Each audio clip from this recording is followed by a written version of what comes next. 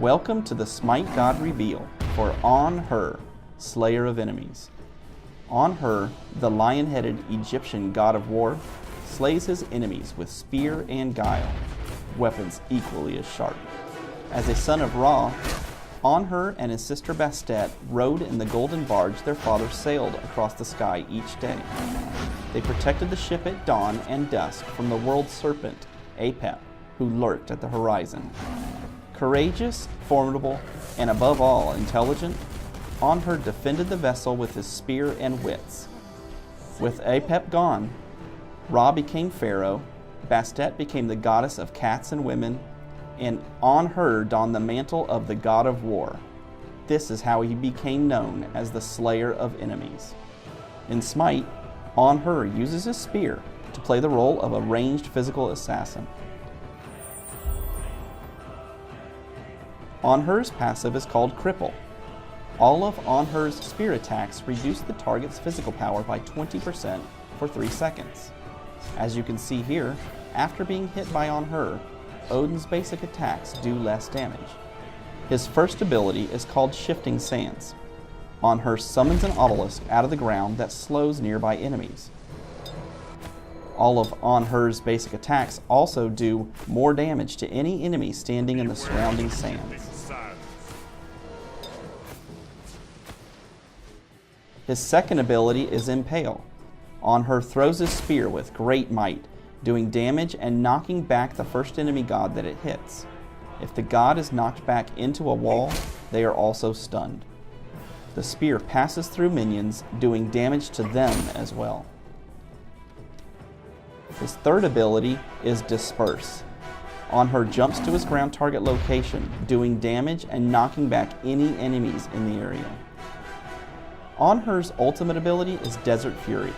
Anhur channels the fury of the desert, throwing multiple empowered spears that pass through everything, doing damage to all enemies in their path.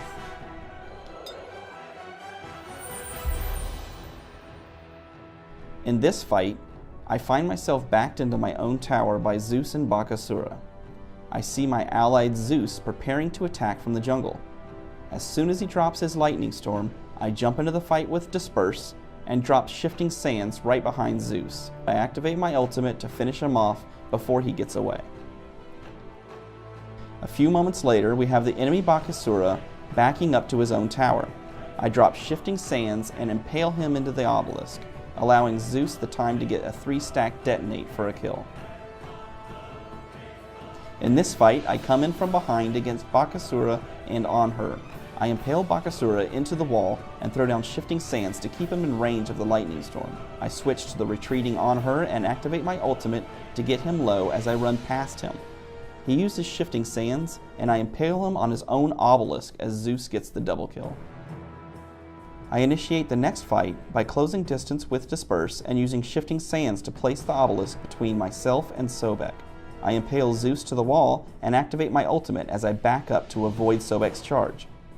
I fire basic attacks into the fight to pick up a double kill. An enemy Bakasura joins the fight late and tries to escape. I use Disperse to close distance and use Shifting Sands into an impale to try to stun him, but he narrowly escapes.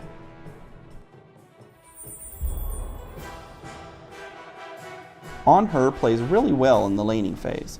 With Impale doing pretty good damage to all enemies in its path, he is very capable of playing mid or either side lane.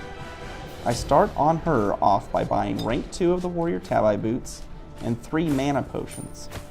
For the rest of my items, I buy Devourer gloves, the Executioner, Titan's Bane, Deathbringer, and Witchstone.